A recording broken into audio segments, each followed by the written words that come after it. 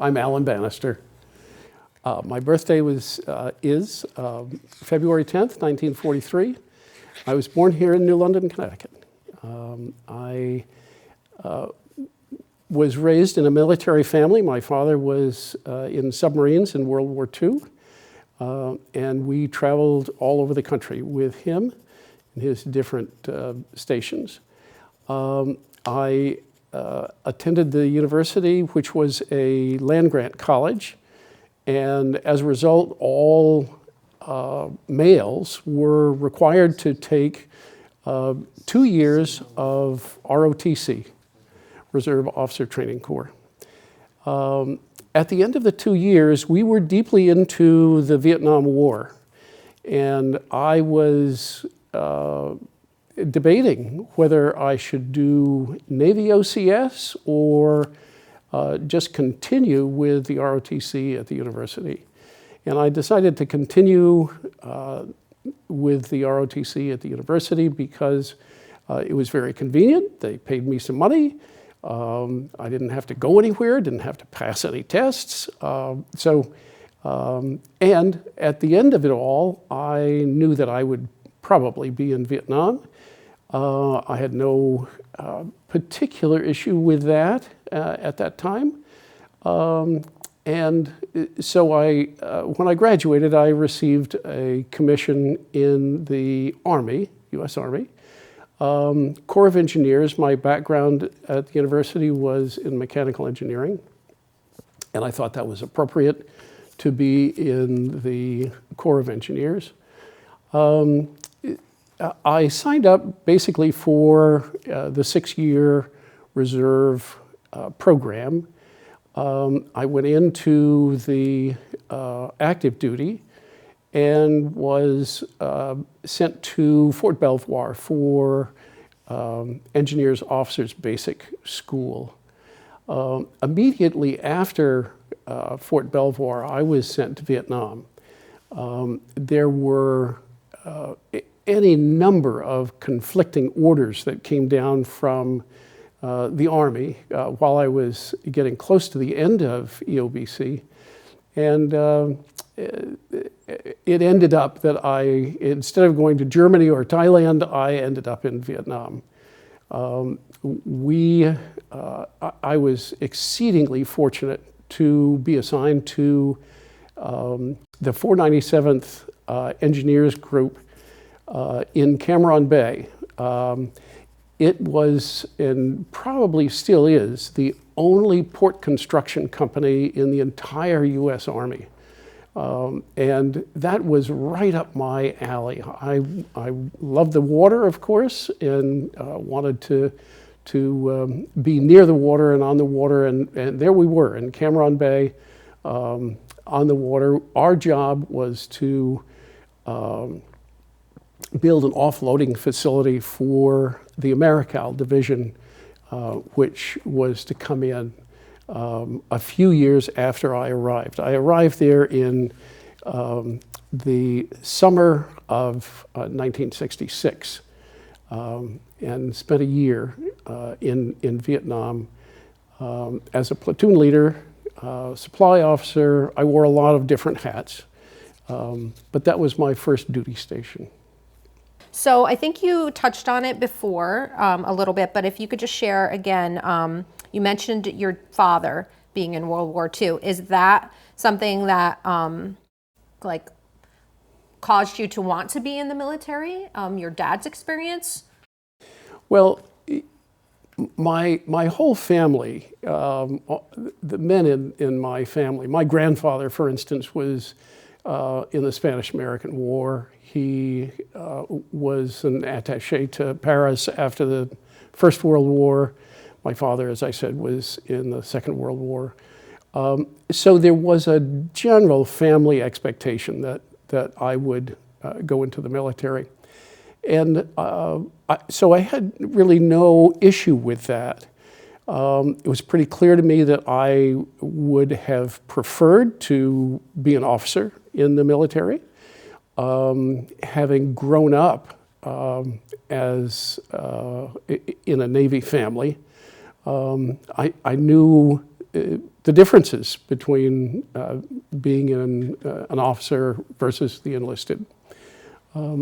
So there was an expectation there, for sure. And so what would you say your parents and siblings and friends, their feelings about you joining the service, since there was sort of an expectation? Were they happy about it? Or? Interestingly enough, my father had passed away in '63, and I went into the service in '65.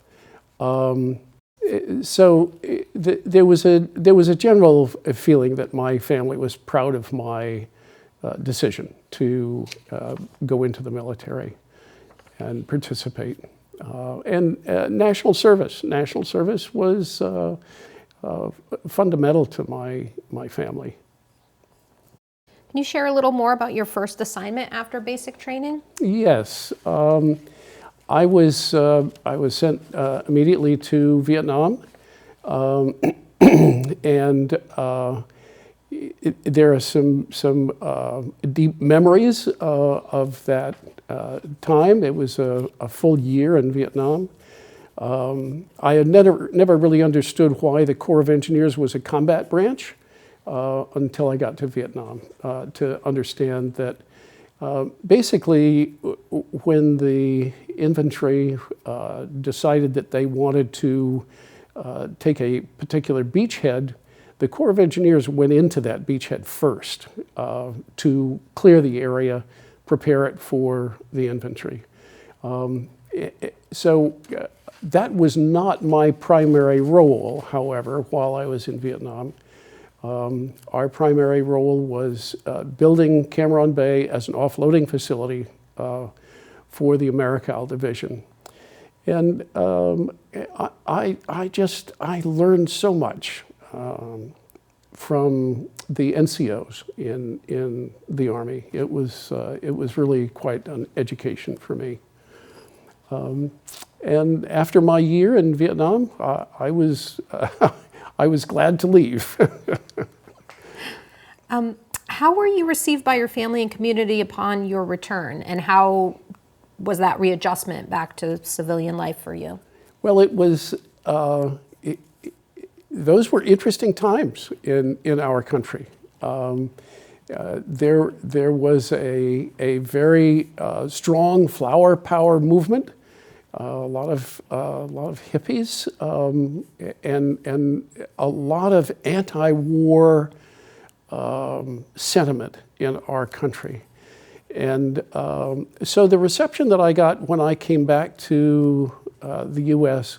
Was not particularly warm.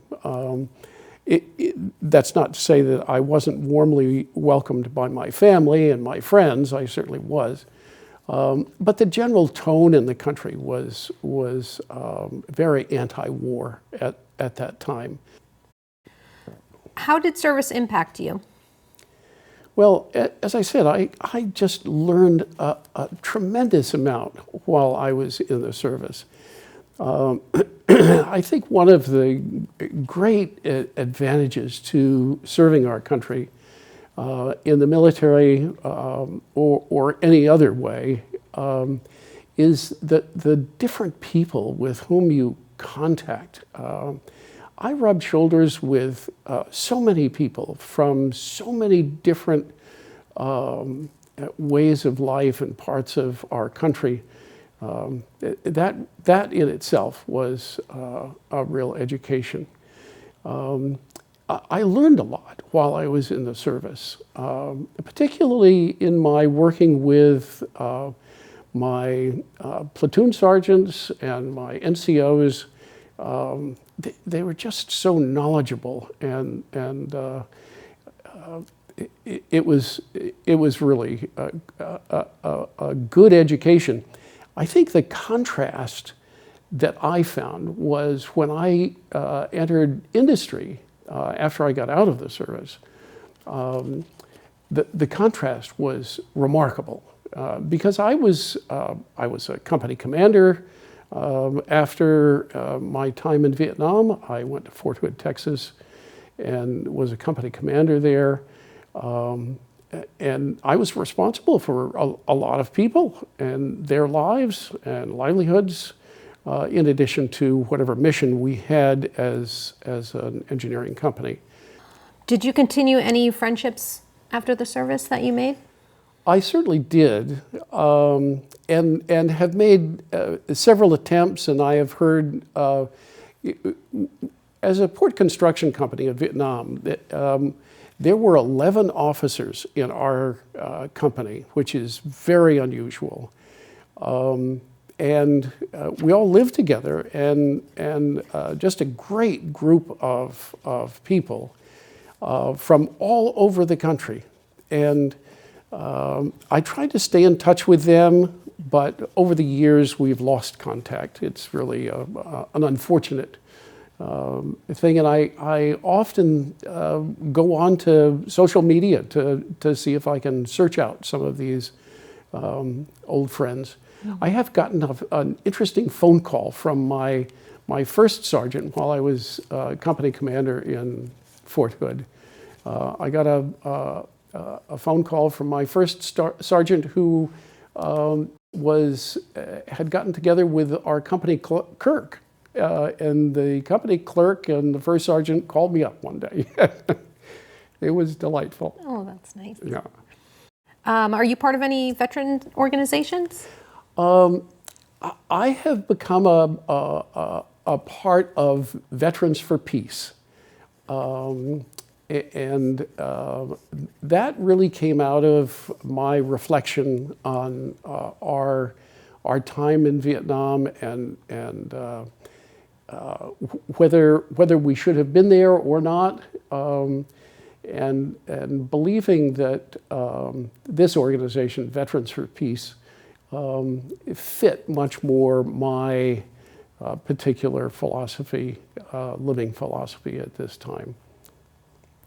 What are some life lessons you learned from your military service, and what do you wish more people knew about veterans?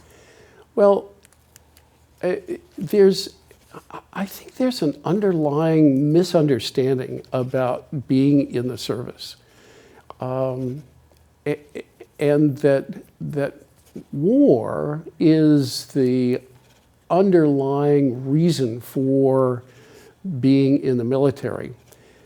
And certainly it is, but there's a much more personal, growthful aspect to serving our country.